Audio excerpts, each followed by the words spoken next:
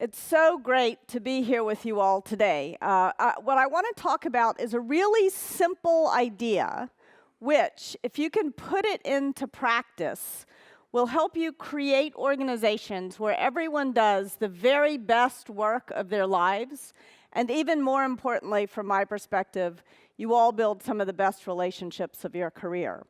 It's fast, it's free, unless you hire me, and all it takes really is a little emotional discipline. So to explain what I mean by radical candor, I want to start by telling you a simple story about a time when my boss criticized me. I had just started leading the AdSense business at Google, and I had to give a presentation to the CEO and the founders of the company. And I walked into the room. I had just moved from New York, and there is Sergey Brin in toe shoes in the corner of the room. And I thought, how in the world am I supposed to? He's on an elliptical trainer. And I think, how in the world am I supposed to get his attention? Like any normal person in this situation, I felt a little bit nervous. Luckily, the AdSense business was on fire, and when I said how many new customers we had added over the last couple of months, Eric Schmidt almost fell off his chair and said, "What do you need? Do you need more engineers? Do you need more marketing dollars?" So I'm thinking the meeting's going okay. In fact, I'm kind of feeling like a genius. And I walked out of the room past my boss, who was Sheryl Sandberg, and I'm expecting a high five, a pat on the back, and instead Sheryl says, why don't you just walk back to my office with me? And I thought, oh boy, I've screwed something up, and I'm sure I'm about to hear about it. And Sheryl began by telling me about the things that had gone well in the meeting, not in a shit sandwich kind of way, but actually informing me of some stuff that I didn't know, not the hypocritical, what did you call it? Hypocritical politeness.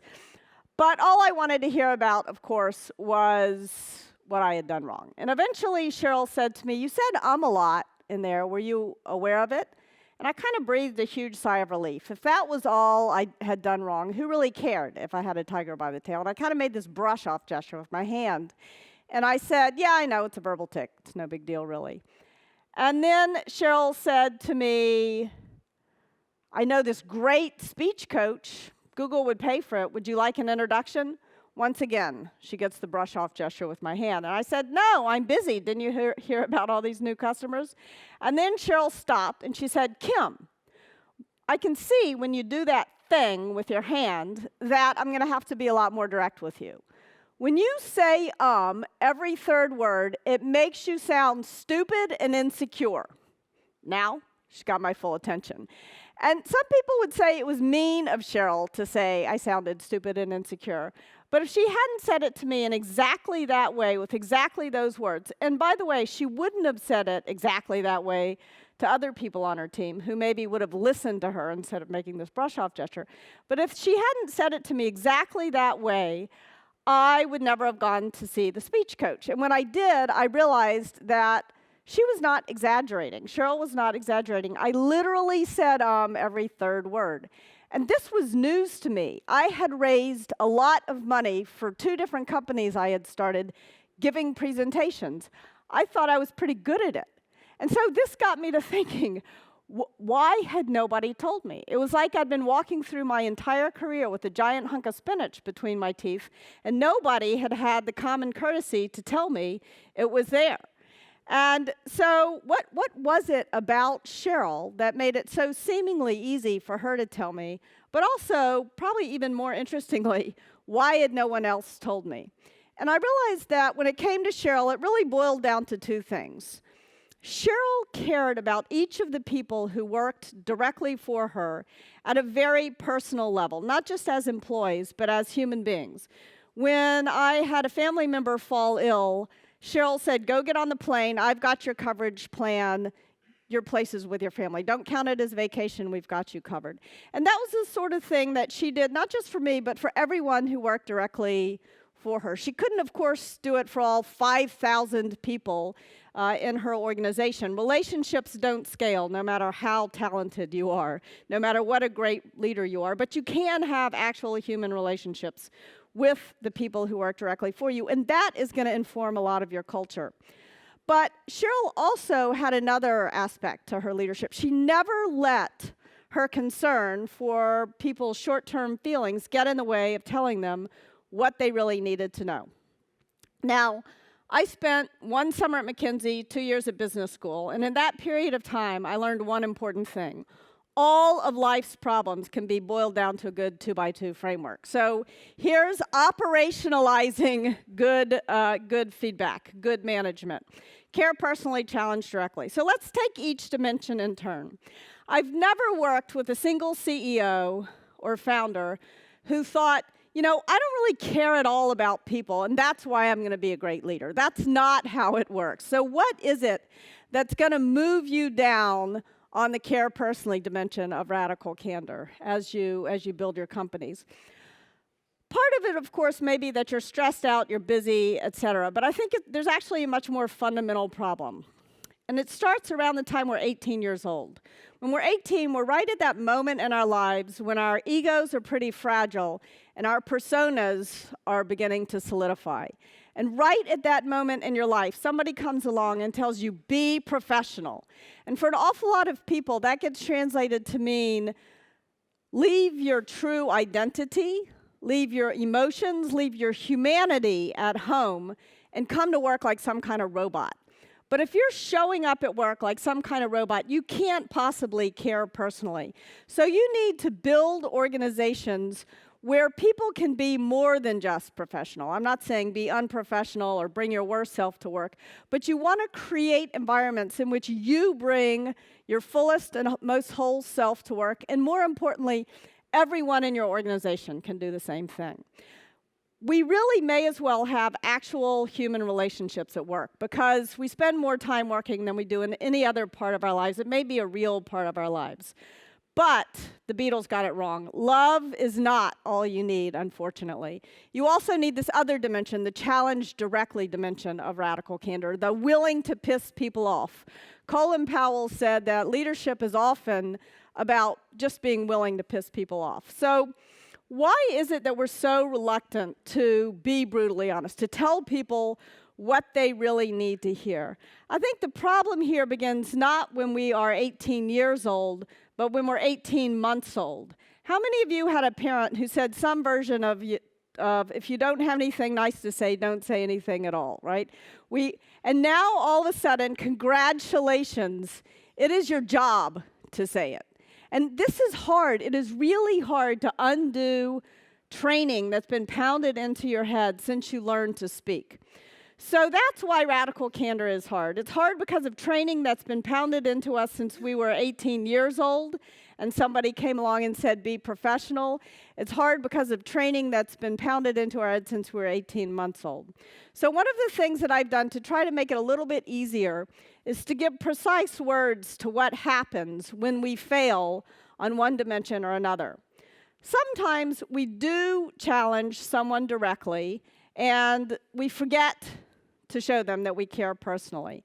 This I call obnoxious aggression. I used to call this the asshole quadrant because it seemed sort of just more radically candid, right? But I stopped doing that for a very important reason. As soon as I called this the asshole quadrant, people would start writing names in boxes. And I beg of you, don't use this framework that way. This is not a Myers-Briggs personality test, right? We all make all of these mistakes all of the time. So think about this framework like a compass. And it's a compass that will help you guide specific conversations to a better place. Obnoxious aggression is actually second best. It's the worst place you can be, and this happens to all of us, often when you realize you've been a jerk, instead of moving the right direction on the care personally dimension, we move the wrong direction on challenge directly. We sort of say, oh, it doesn't really matter, it's okay, it's not that big a deal, and we wind up in manipulative insincerity. This is the false apology, passive-aggressive behavior. This is backstabbing behavior. This is and this dynamic, very often, especially if you wind up, as companies grow, they tend to start off being radically candid, and then as they grow, what happens is actually neither one of these two mistakes. What happens is ruinous empathy, where people do care about feelings. You want to preserve that good early feeling you had when your company is small, but you're afraid to be radically candid because you don't want to wind up in the obnoxious aggression. And you wind up caring so much about people's feelings that you fail to tell them stuff they really need to know. And the problem with ruinous empathy is that it's even less effective than obnoxious aggression. So that's how the assholes begin to rise to the top in companies. And then the rest of the company reacts with manipulative insincerity. And pretty soon, you don't know what the truth is anymore. So this is Radical Candor. What I want to do just for the next couple of minutes is tell you a quick story about each quadrant to explain what I really mean. One of the mistakes that people make about radical candor is they think it has to take forever. They think it's like root canal, and it's not like a root canal. It's more like brushing your teeth. In fact, the origin story for me of radical candor came in the space of time it took a light to change on the street of Manhattan. I was starting this company, and I had gotten this puppy. I thought it was going to be like the mascot. And I loved this puppy, golden retriever puppy. I loved her so much that I never said a crossword for her. She was totally out of control. So I'm taking her on a walk down the street. She jumps in front of a cab. She almost gets hit. I pull her out of the way just in time. And this man, a perfect stranger, looks at me, and he says, "I can see you really love that dog." That's all he has to do to move up on the care personally dimension. "But," he says to me, "you're going to kill that dog if you don't teach her to sit." And then he points at the ground and he says, "Sit." Dog sat. I had no idea the dog even knew what that meant. And I kind of looked at him in amazement, and he looks back at me and he says, "It's not mean, it's clear." And the light changed. He walked off, leaving me with words to manage by. It's not mean, it's clear. And it doesn't have to take a long time. He didn't have to know my birthday or my kids' names or anything like that. I can see you really love that dog. So next, obnoxious aggression. I will assert for the record that I'm not a jerk, but I do sometimes behave like one. And I did some research, and I learned something important. All of you make the same mistake from time to time. We all act like jerks. So shortly after I joined Google, I got into an argument with Larry Page about an AdSense policy.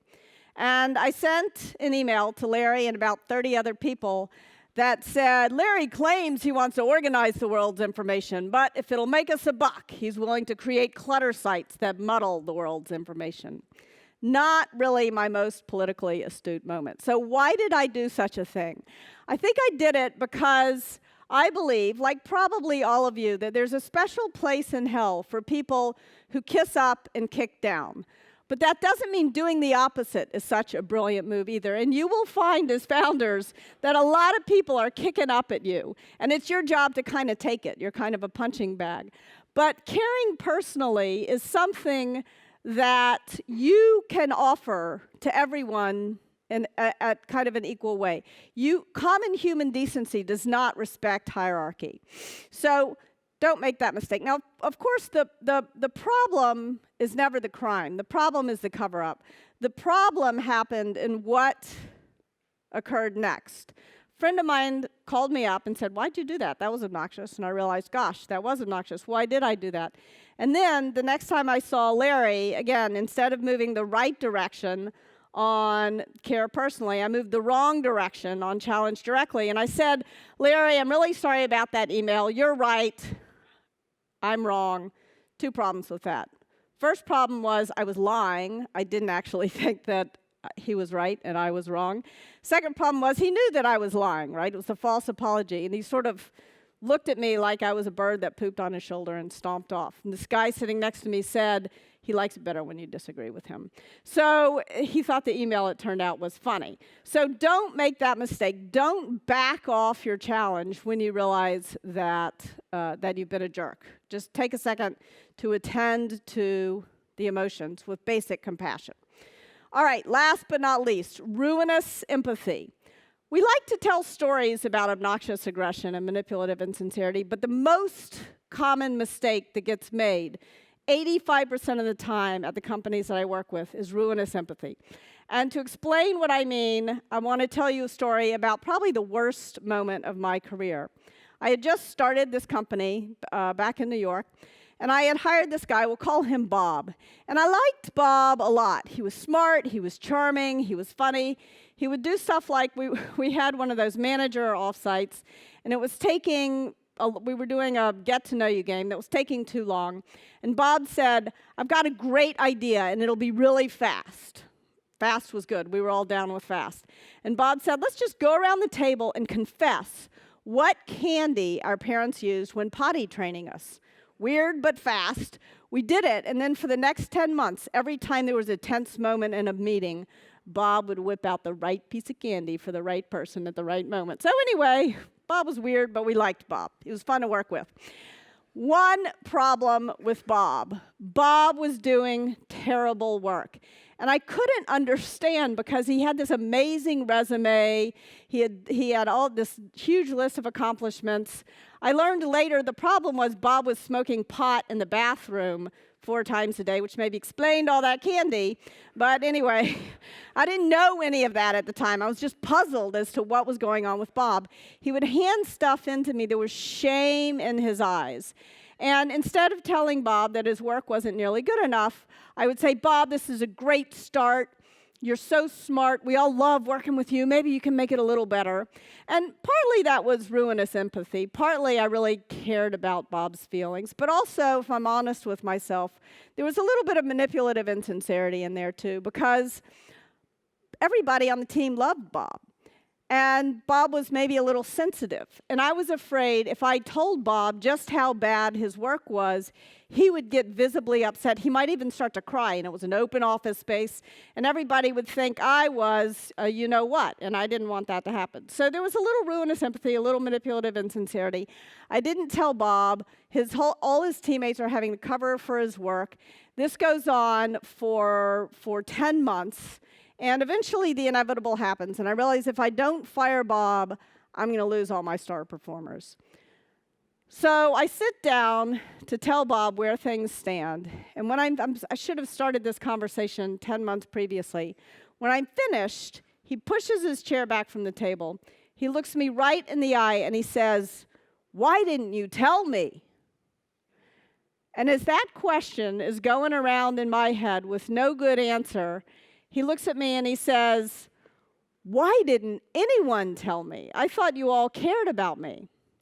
And now I realize that I have failed Bob in 6 important ways. I have failed to solicit feedback from him. I didn't know what was going well from his perspective, and I never asked him what I might be doing that was contributing to his problem. Maybe I was doing something that was driving him so crazy he was forced to toke up in the bathroom 4 times a day. I don't know, and I never will because I did not ask him. I didn't solicit feedback from him. I failed to give him praise that was meaningful. The kind of praise I gave him was really just an ego salve or a head fake, and I failed to tell him when his work wasn't nearly good enough. And probably worst of all, I failed to create the kind of environment in which everyone in the company would tell Bob what was genuinely good about his work and when he was going off the rails. And because I had failed Bob in all these different ways, I'm now firing him because of it. What not so nice after all. And that had been my real goal, was to be kind to Bob. And it was too late to save Bob. Even Bob agreed at this point that he should go. All I could do was to make myself a very solemn promise in that moment that I would never make that mistake again, and that I would help everybody who I worked with to avoid those painful Bob moments. And that is why I came up with a framework and wrote the book. When I was working at Google leading a 700-person team, it was like watching a slow-motion train wreck over and over and over again. So many of you will make this mistake, and so many of the people who work for you will make this mistake, and it will cost you and your companies enormously. And so it's so important that you do a little bit of work. It's not a huge amount of work, but a little bit of work to prevent that from happening at your companies. But even if you like the idea, you like the framework, human behavior is hard to change. So if you don't decide on one small thing you're going to do differently, starting now, like you can start doing this today, not tomorrow, today, nothing will change. So I want to talk to you about 4 things you can do. First of all, solicit feedback. A lot of people think that radical candor is just about giving criticism, but that's not true. There's an important order of operations, and the place to start is by soliciting feedback from your team.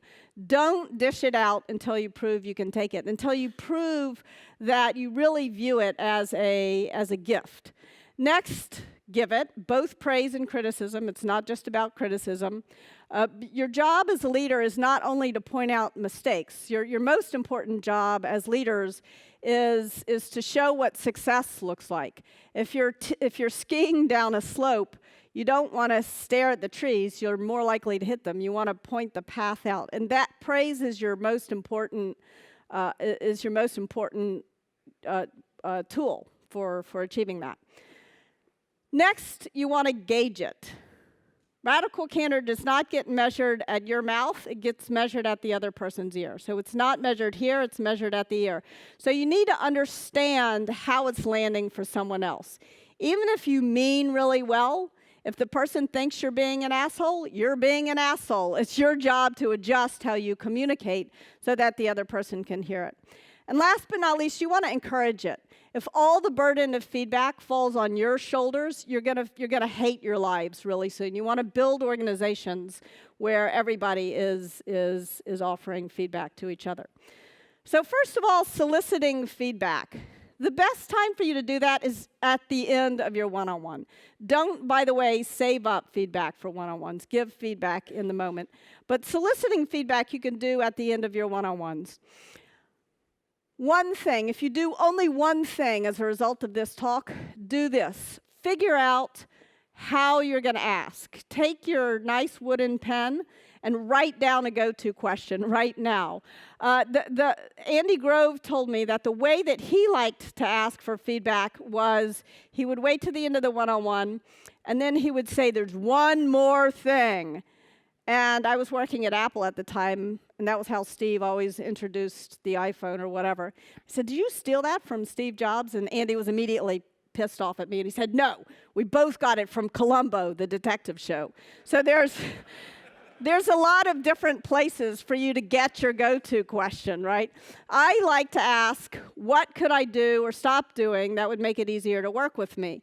But I was working with Krista Quarles, who's the CEO of OpenTable, and she said, I could never imagine those words coming out of my mouth. The question I like to ask is, tell me why I'm smoking crack. So again, a lot of different ways for you to ask your go-to question, but you gotta, because if you ask somebody, especially somebody who works for you, do you have any feedback for me? I can already tell you the answer, no. Nobody wants to give you feedback. You got to figure out how you're going to ask, and then you've got to embrace the discomfort. Shut your mouth, count to 6 is the simplest way. I only just made it to 3, and all of you were starting to squirm. Almost nobody can endure 6 seconds of silence. Next, you've dragged someone out on a conversational limb they never wanted to be on. You got to listen with the intent to understand, not to respond. You cannot get defensive, or else that's the end of it. And last but not least, you need to reward the candor. If you agree with the problem, fix it, and fix it visibly. If you disagree, pause, find that 5% that you can agree with, and then take the time to offer a fuller, more rational explanation for why you disagree. That's soliciting radical candor. Next, giving it. Again, it's praise and criticism. The best feedback I've ever gotten in my entire career has always happened in these 2-minute conversations. It's so important for you to find but it takes emotional discipline. At the end of the meeting, you've got something else to do. You've got to take that 2 minutes to talk to that person in the moment. And if you can do that, it's astounding the impact it'll have. You want to be humble. You want to be helpful. You want to do it right away. You want to do it in person. Cheryl never could have figured out she had to say I sounded stupid unless she had been able to see me making this brush-off gesture. You want to criticize in private. You want to praise in public.